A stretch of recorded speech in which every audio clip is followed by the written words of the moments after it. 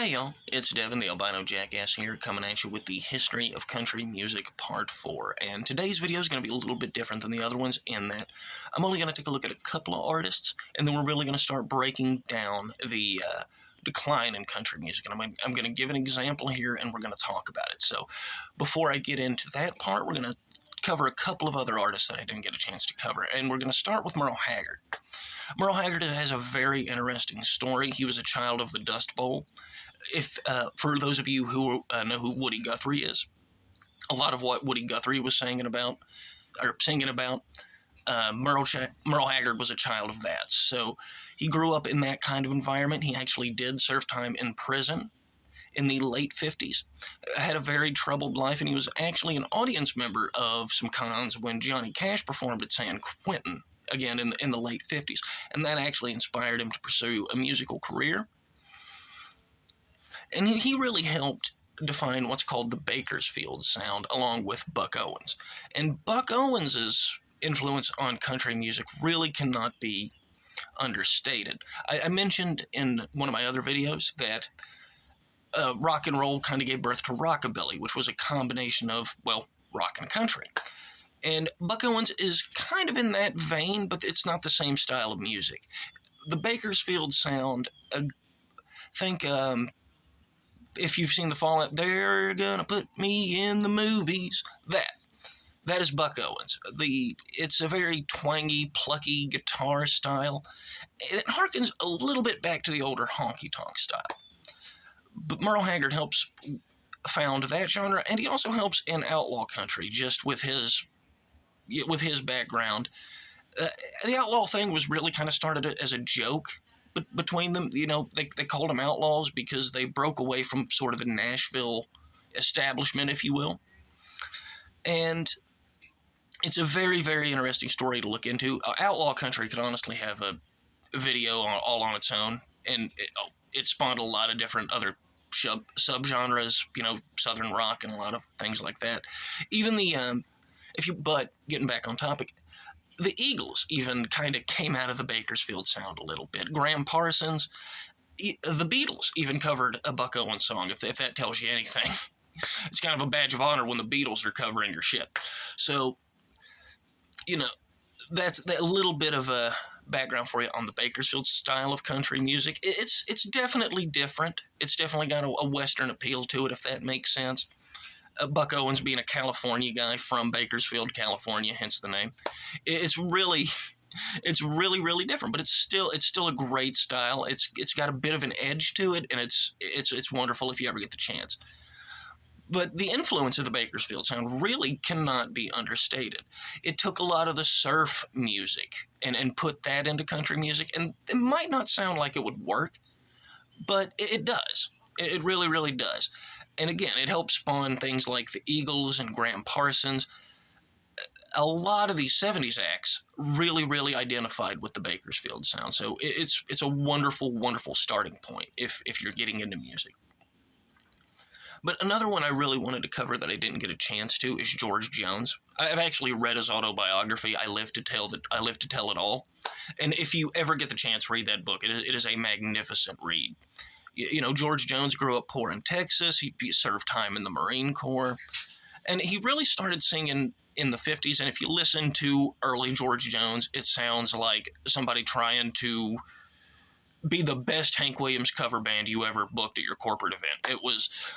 It's very awkward. But he helped really evolve country music into, I wouldn't say more of a poppy direction, but definitely in more of, or a rock and roll direction. But George Jones's style of country music was definitely a little bit both harder and softer. And, you know, you can think a lot of Why Baby Why was straight honky-tonk music. But you fast forward to when he's singing Tender Years, that's a little more closer to the Nashville sound, but not quite. George Jones really found a way to blend a lot of musical elements very, very well, and his voice was, frankly, top of the line. Sorry about the dogs, guys.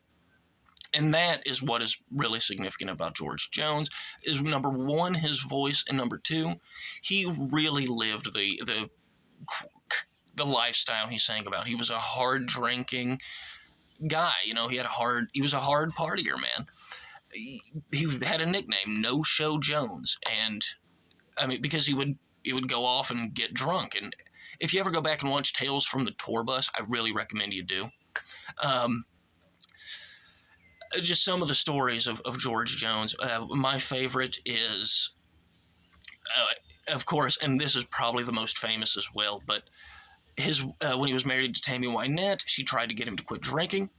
So she took all the keys to their cars, and I remember reading this in the autobiography and laughing out loud, actually.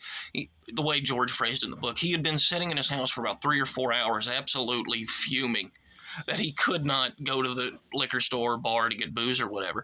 And it just happened to be twilight outside, and he looks out, and just glimmering in the distance is this little Cub Cadet 10 horsepower lawnmower that he rides about 10 miles up the road to get booze.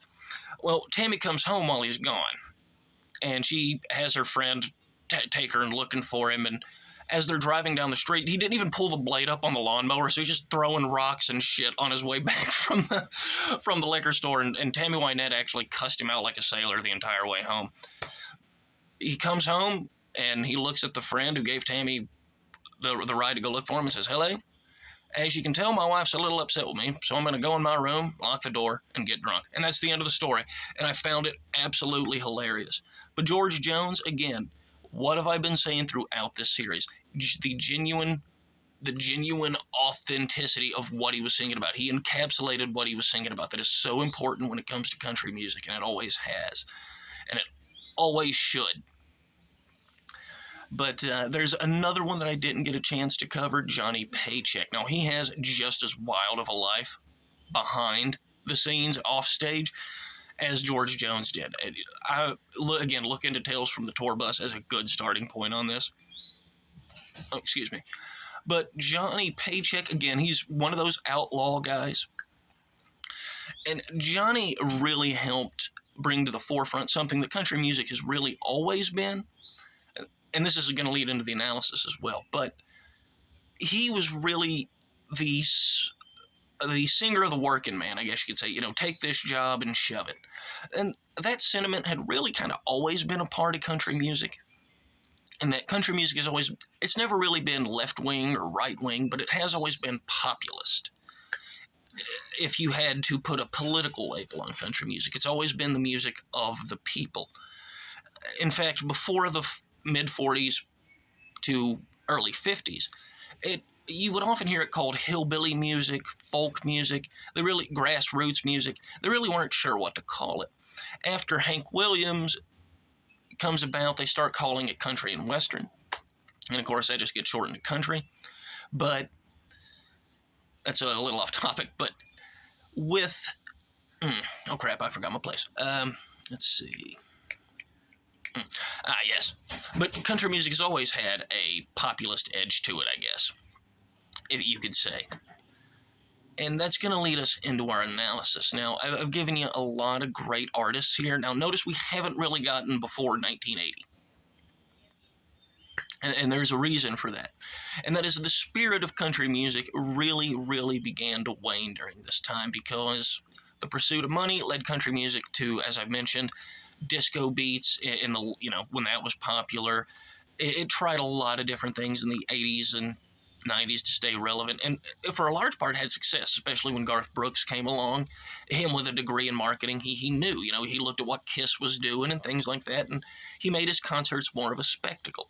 And that's perfectly fine. But we're going to take a close look at country music here, and that is, when you dissect it, it's always been the common people and their life stories and their experiences, sang by the same people who live that kind of life.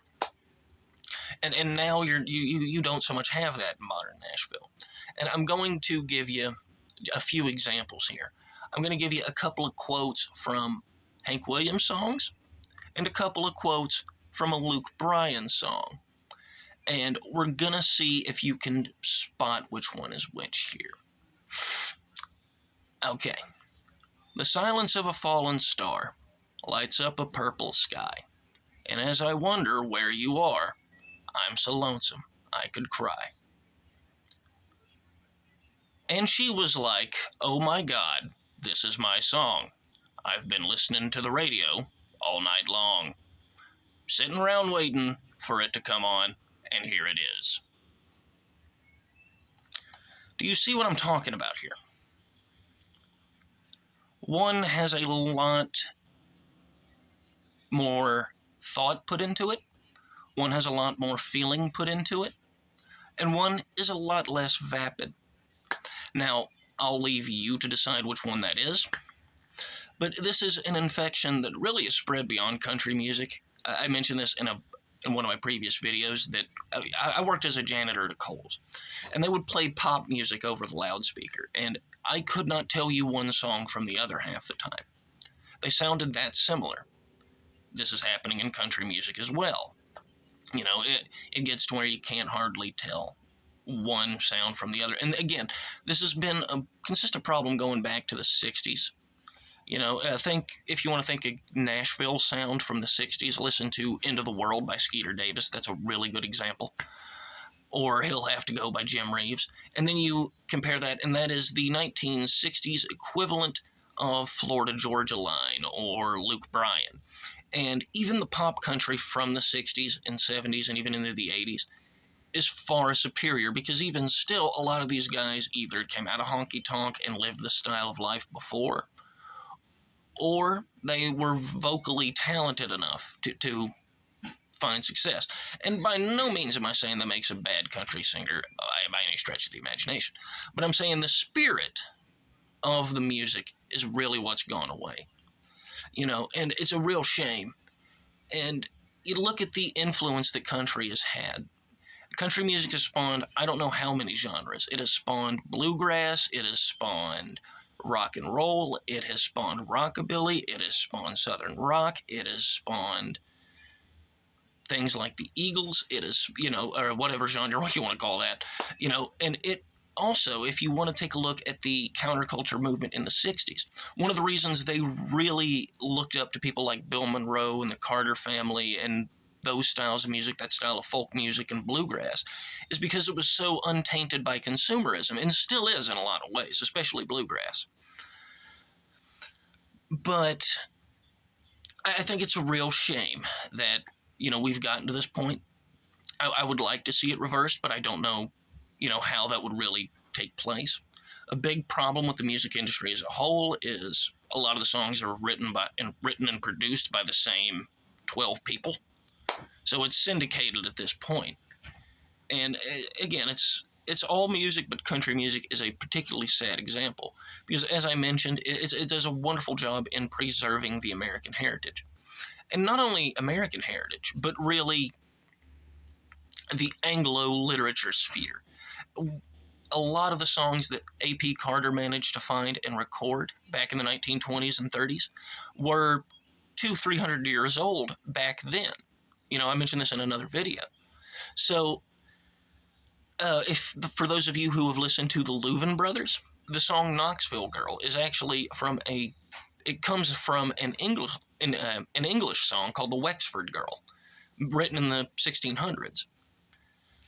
So, gospel music is another big influence on country music in the fact that, you know, again, you could take these complex emotions and thoughts and feelings and put them in words that maybe an illiterate farmer could understand. And it has spawned countless genres. Without country music, you don't get rock and roll. You just don't. And I really don't think it gets enough credit for that. I don't think it gives enough credit for keeping the American style of folk music alive and helping to reestablish that in the 60s. So, you know, the importance and significance of country music really cannot be overstated. It really can't. And, you know, a lot of people on the internet especially like to look at punk rock as kind of the in-your-face style of music. Well, I would argue that country music not only does that better, but does that in a much more compelling way, honestly. In the fact that independence, self-reliance, is a big part of the spirit of country music as well.